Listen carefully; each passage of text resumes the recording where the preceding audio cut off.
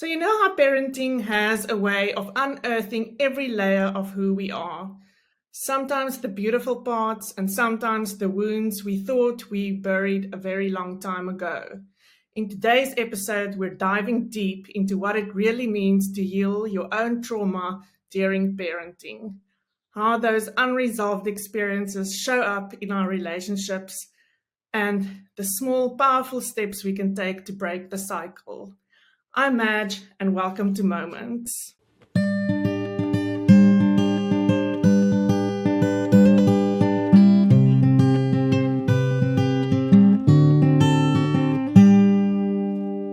My guest today is Marizanne Naested.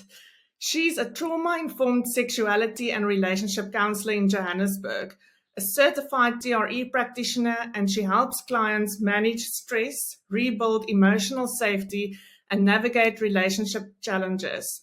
As a mom of two, she brings personal insight into the juggle of motherhood, career, and self-care. Welcome, Marizanne. Thank you. Thanks for having me.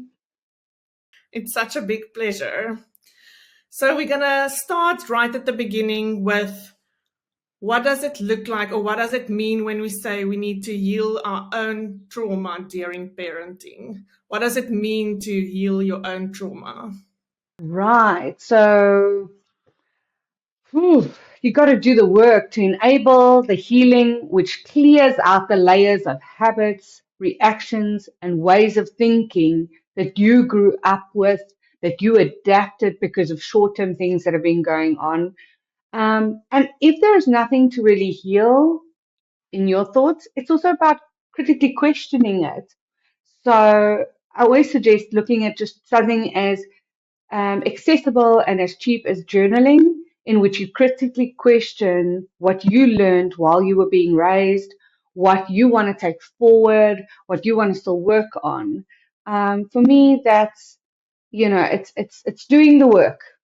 Okay, like facing your demons and working through it so that you can become whole in order to be a better parent. Yes, you could say that. Yeah, I don't know if we ever end up being totally whole, but we ended up being a whole lot closer to ourselves. Okay, I love that. So, can you give us examples of how unresolved trauma might show up in our parenting and even our relationships? So for me, we really become aware of it firstly in our reactions, our triggered reactions. It might even come through in the shame we were taught, and then the shame we continue to teach our children or child. It shows up in that anxious nervous system that makes you listen to react instead of trying to listen to understand. So more defensiveness. So it's reactions really. You're picking it up in reactions. Okay.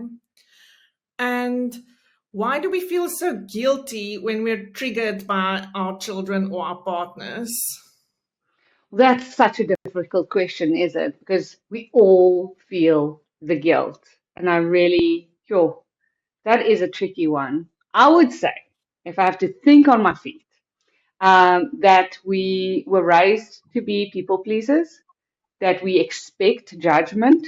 We expect that someone is looking, whether it's ourselves with the eyes and voice in our head of our parents, or someone else, a peer, a family member, is watching and expects better of us, right? Because you can only be disappointed if you had expectation, right?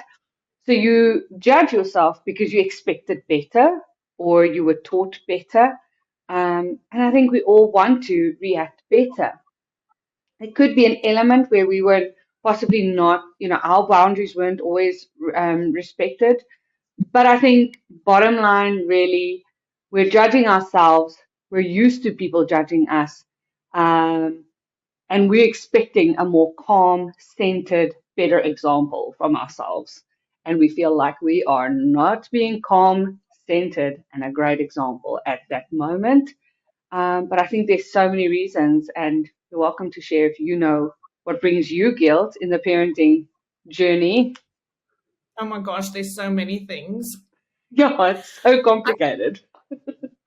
It's very complicated, and there's so many different factors that play into this. But I think the biggest thing that brings guilt to me is the fact that I'm a working mom and I don't always have the time to be present when my kids need me.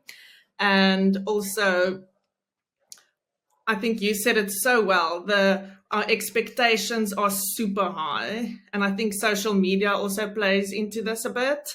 So we want to be Pinterest perfect, and we want to provide like we see other people provide, and we don't always can. And then you feel, I think it comes with comparison as well, and then you feel inadequate and you blame yourself. Comparison is huge and builds these expectations. And you want to please. You want to please yourself. You want to please your husband. He's got expectations. You want to please your family. They've got expectations. And yeah, the comparison thing, that's hectic, isn't it? Yeah, it's crazy. So, what's a good starting point for someone who suspects that their reactions stem from deeper wounds and not just from being overstimulated or stressed by work and life? So the fact that you're even thinking about it and go, I think I'm being reactive.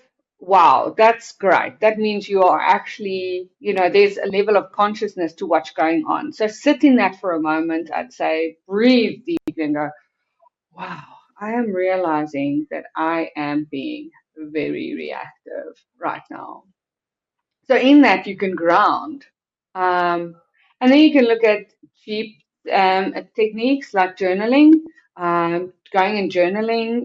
What is making me reactive? Where does it stem from? Querying yourself in that. But you can also look at other modalities or therapies that can assist to uncover like where is the past manifesting for you and how is it coming through. I mean, that's anything from psychoanalysis to behavior theory to somatic techniques. Of course, I'm a theory practitioner, so I'm going to tell you the benefits of trauma tension release exercises, how that can calm your nervous system so that you can be less reactive. But there is really such a vast amount of techniques. And I say that you have to find the correct combination for your personality, your income level, and your social cultural setting in terms of how you want to address being this reactive. But the start is acknowledging it to yourself and with a sober mind and a grounded body, making a decision from there.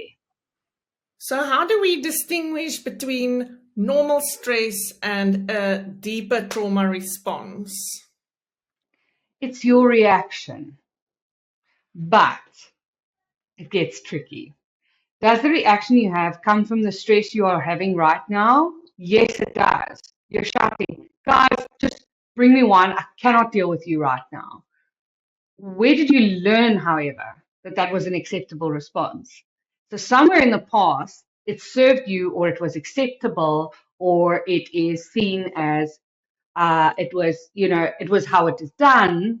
And so that's the element that is uh, can be part of a trauma response. I'm giving you a really simple example. I'm giving you a more an ancestral, example to say that that you learned a behavior long before this response, which is now coming through. So they are intertwined. It is the way you're reacting now, but your reaction today and what you deem acceptable behavior and in reaction, they come from the past and they come from the present and they intertwine. That's so interesting because we normalize things thinking that's how it is, but it's actually speaking of something that we were taught or that like a coping mechanism that we taught ourselves. Very interesting. Why does motherhood feel so activating? And even for people without obvious past trauma, it feels it's quite traumatic and it's so intense being a mom. And why do we feel this way?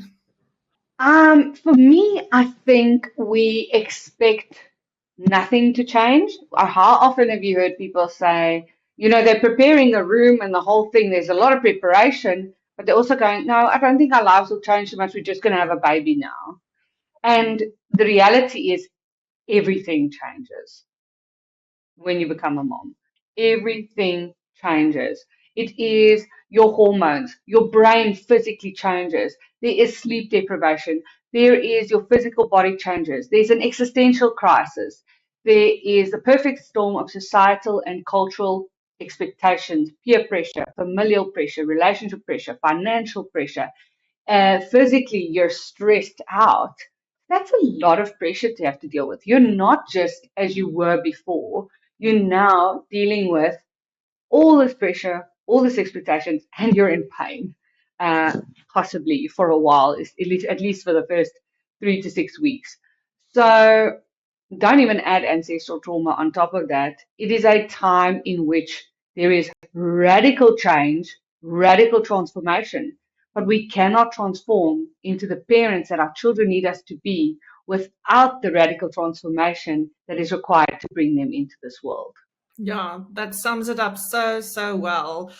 I think I've heard so many people say the baby will have to just follow our routine and it's not going to make a big impact on our lives. And then it actually really turns everything upside down. And you never really go back to the way you lived before. Even 10 or 15 years later, you still adapt and you still find ways to make it work. And it never goes back to the time before you were a mom or before the Yeah. kids were born. Your brain changed. You can't go back. Your brain physically changed. Yeah, someone once told me you're not supposed to go back. That's not the end goal is not to go back because you can't, you physically can't. Yeah. So how can partners support each other during these times of overload and transformation? Because we both parties develop in different ways and they transform in different ways. How do they support each other on this journey? So, if we're going to go purely into the physiology of it and saying, well, there two people became parents, we've got to also look at the reality of PTSD and look out for each other's symptoms of where you are struggling and support each other. So, just on a purely physical note, like PTSD or not, well, postpartum depression is something that happens to women as well as men. It actually happens a bit more in men than it happens in women. So we need to look out for each other and expect that there's big hormonal shifts, there's big behavioral shifts, there's a big shift happening in our lives. Let's just look after each other for a moment, be there for each other. But then between each other. Be gentle, be kind. Small wins. Don't expect big ones. Small wins. Date night may just be a blanket on the lawn and a little bit of a under the stars picnic that actually only has biscuits and wine or whatever it is that you enjoy. Seek help and support in ways that you previously would that support you, but also look for new creative solutions. Um, I believe strongly in choosing the right care providers from the beginning, from the onset of the pregnancy, that supports the ecosystem you're creating within your family that doesn't just aim for a healthy baby. So, so to pick carefully that your care providers or look at the family as a whole, all the individuals as a whole, where you fit into your greater family structure and how you're going to make this work, and that they have a little bit of sympathy and understanding for that, because that can make this a lot more of a stressful journey or a very, very supported journey. So you have to not only be kind, be gentle, really expect small wins from each other, but I would also say choose the right care providers. Care provider from the beginning of the pregnancy that looks after the ecosystem of your family and the kind of family you're trying to create, and the dynamics that affect you, not only a healthy baby. This is extremely important to make as you get to the finish line. Isn't it funny that when we have babies, we think that having the baby is the finish line? That's the start. But as you get closer to the birth, that you don't have added stress on top of all the pressure you are carrying. So if you're not going to have midwife-led care to support your relationship and your home as you go through the change, uh, bring in some counseling, bring in some support elements, people that can support and counsel you guys as you go into the change. Stay present for each other. Stay present for each other. Get grounded once a day. Chat. Put the screens away. Hold each other accountable around, the behaviors and not overloading and not escaping too much, because it's going to become really nice to escape at times, especially with young children. But try also, amidst all the array of stimulants and depressants that are out there, trying to come to each other uh, as conscious as possible and come to each other with your cups already filled as far as possible. Try not expecting each other to fill your cups, because that can cause a lot of resentment.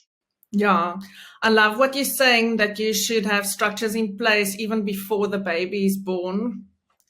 I know when I watch a movie, especially Disney movies with princesses, and they say, and they lived happily ever after, and that's just after the wedding, no babies or kids of any age involved. It's like, okay, they obviously never had kids then.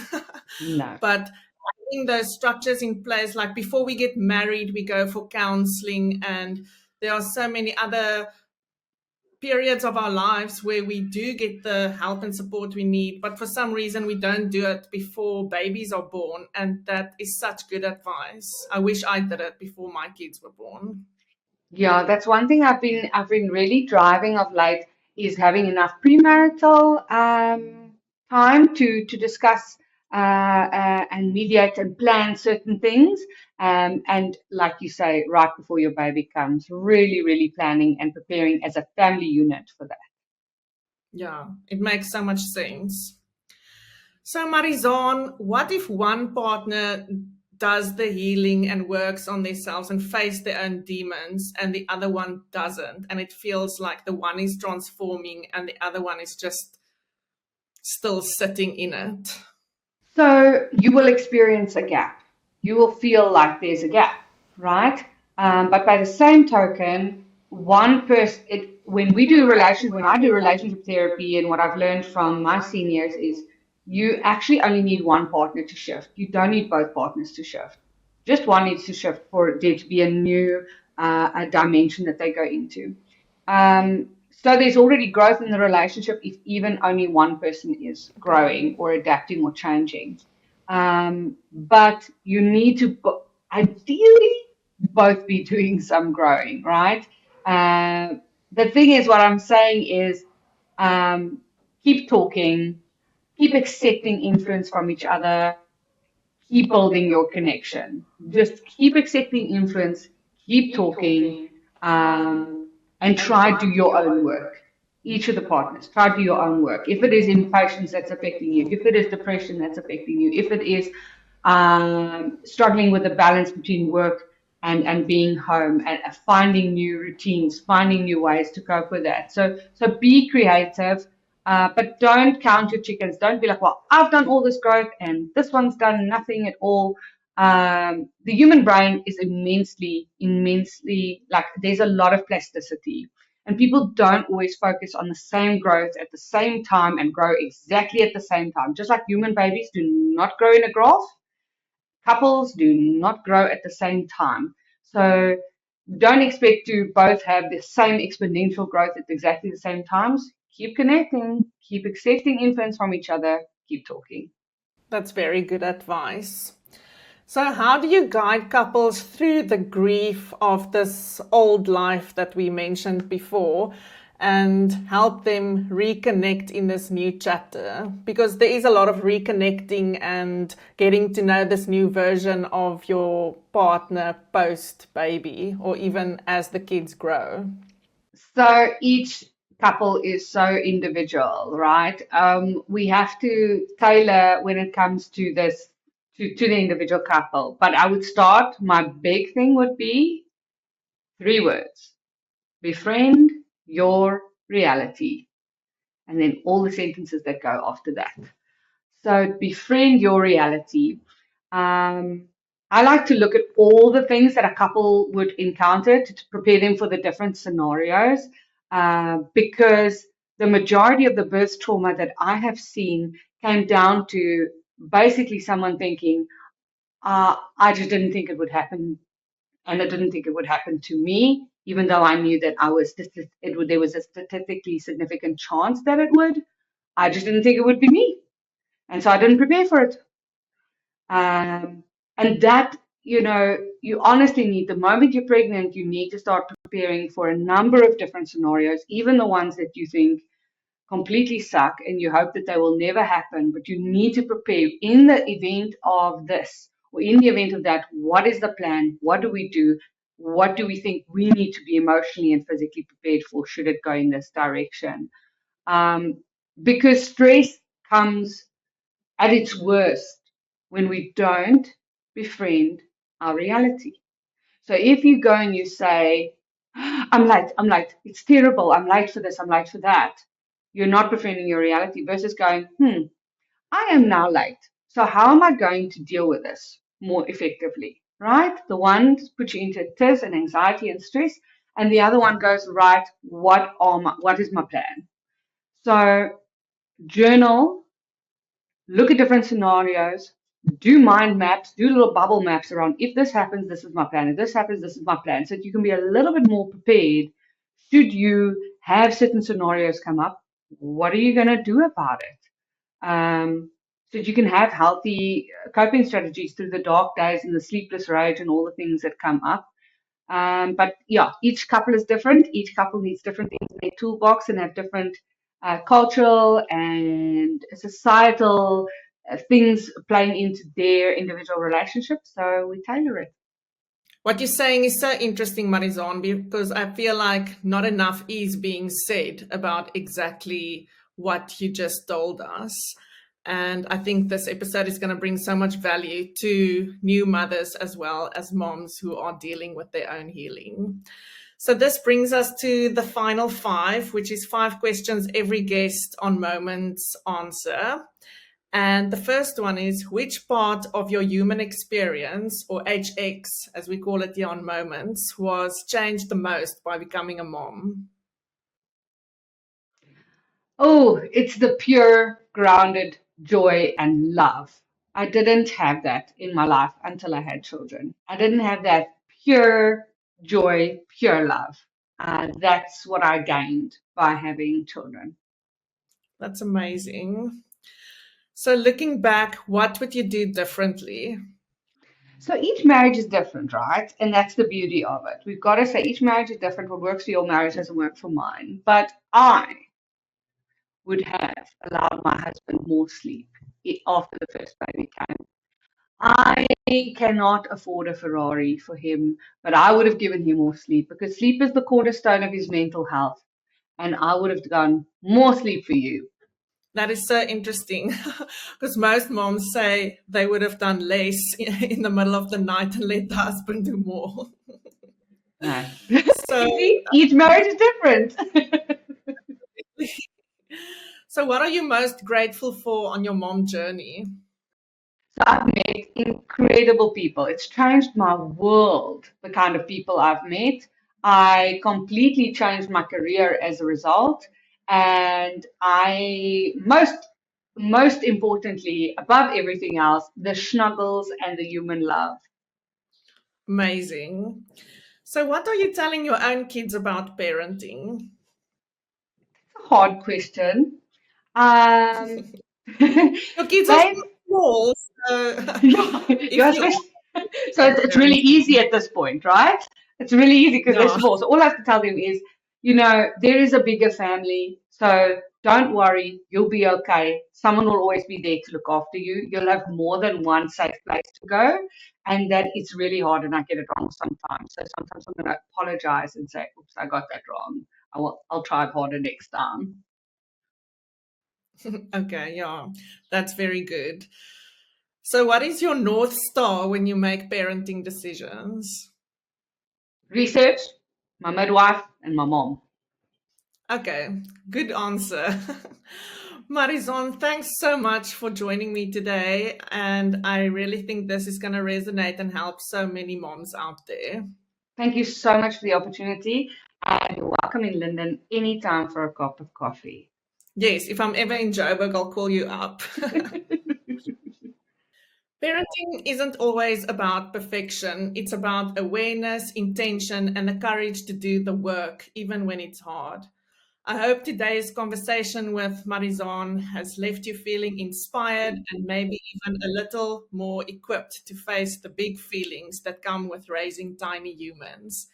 Every step you take toward healing is also a step to becoming the parent you want to be. Remember to subscribe and thank you for joining us. Until next time, goodbye. I was told to sleep when my baby sleeps. Sibu says at 6 months, baby should be sitting up. The group chat says their babies sleep through the night. They say it's important to show control at all times. Sometimes I wish away the tough times. Yo, but sometimes I wish I could relive them again and again.